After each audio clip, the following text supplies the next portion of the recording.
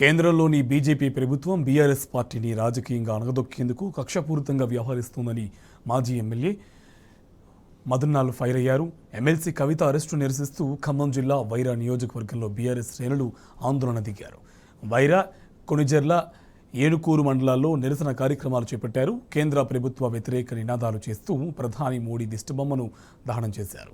వచ్చే పార్లమెంటు ఎన్నికల్లో బీజేపీ, కాంగ్రెస్కు ప్రజలే బుద్ధి చెప్తారన్నారు.